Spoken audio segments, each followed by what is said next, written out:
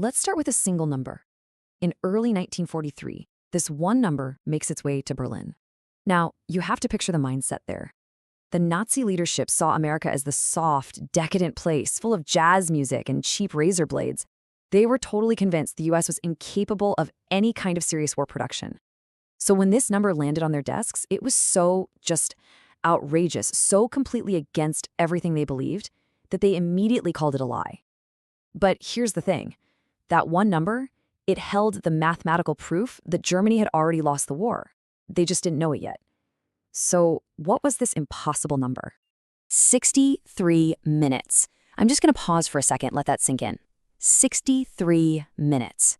According to intelligence reports, that's how long it took for one single American factory to push a brand new 4-engine heavy bomber off its assembly line.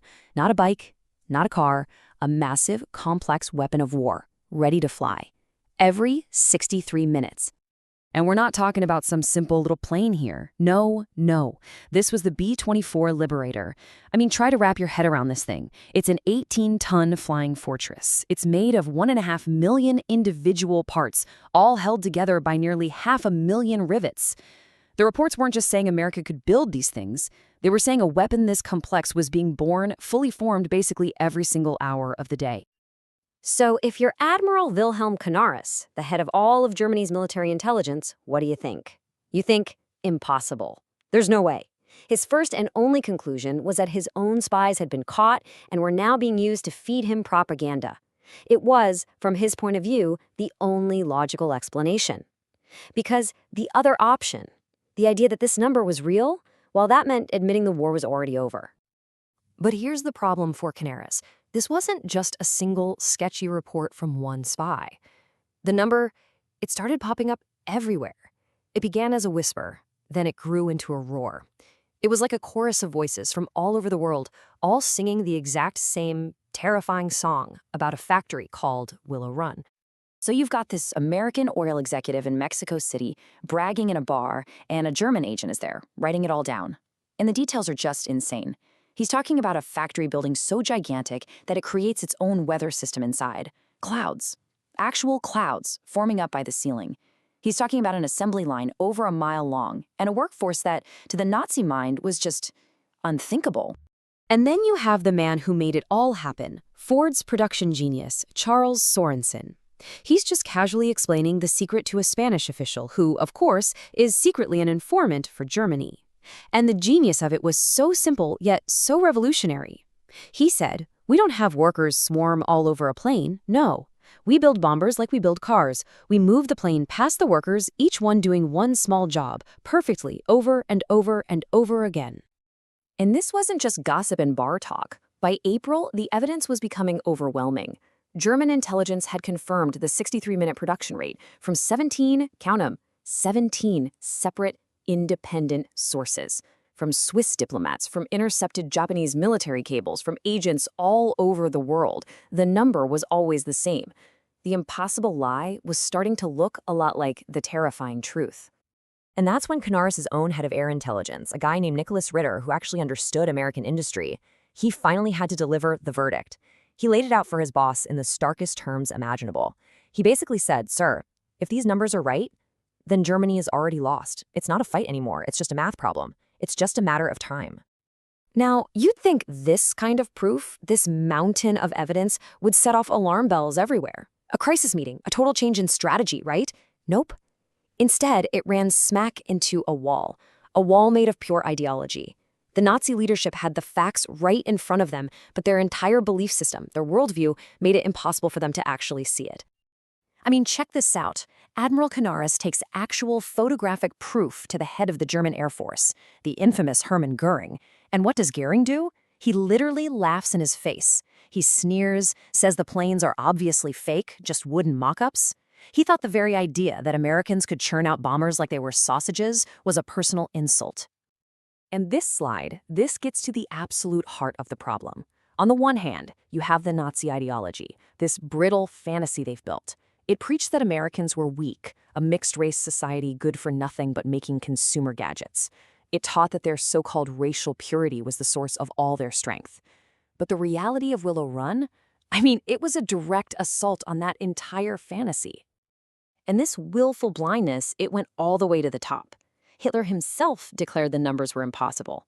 In his mind, a complex machine of war couldn't be built that way, not by a messy democracy. He believed it required a kind of fanatical dedication that only his system could create.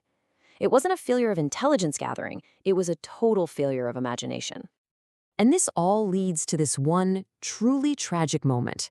Canaris, the spy chief, he finally gets his hands on the ultimate proof, actual film footage from inside the Willow Run factory. He watches it. He sees the truth with his own eyes, and then he ordered the film to be burned. Think about that. He knew that showing the truth to his leaders wouldn't make him a hero. It would make him a traitor. They simply didn't want to know. But you see, it wasn't just the what, the incredible number of planes that was so threatening to them. It was the who. The actual people building these bombers were a living, breathing contradiction of everything the Third Reich believed in. At its absolute peak, Willow Run employed over 42,000 people. That's not just a factory. That's basically a small city built from nothing with a single, unified goal, to build the planes that would blot out the skies over Germany. And just look at who these people were. Over a quarter of them were women. Almost 10% were African American. Thousands were workers with disabilities. Now, according to Nazi doctrine, these are the weak, the inferior, the people who were supposed to be subjugated. And yet, here they were, this incredible coalition outproducing the so-called master race at a rate that was literally unbelievable. And this wasn't just a job for them. A quote from Rose and Wilman Rao, one of the real women who inspired the whole Rosie the Riveter icon, tells you everything you need to know. They weren't just punching a clock. She said every single rivet they drove was for a reason, to help end the war and bring their family home. Their brothers, their husbands, their sweethearts were flying in these very planes. Now that is a motivation that no top-down ideology can ever hope to match.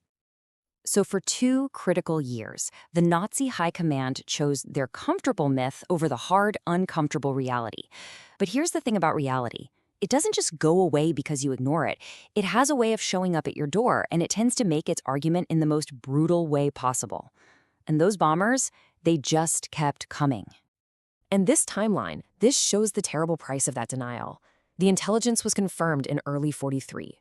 A year later, you have Big Week, where those individual bombers have become fleets of over 1,000 planes, hammering German industry. By D-Day in June '44, more than 11,000 Allied aircraft owned the skies.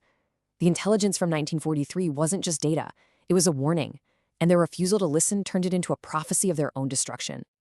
And this is maybe the most haunting piece of the whole story. It's a quote from a final, unsent intelligence report found in the rubble of Berlin. It's dated April 20th, 1945, Hitler's last birthday. And it's basically a confession. They admit it right there. Germany didn't die because they lacked information. They died because they lacked the wisdom, the courage to believe a truth that contradicted everything they wanted to be true. So why are we talking about this? Why does a story about some factory 80 years ago matter at all to you, right now? Because the fatal flaw that this story exposes, it wasn't unique to the Nazis. It is a deeply and dangerously human flaw.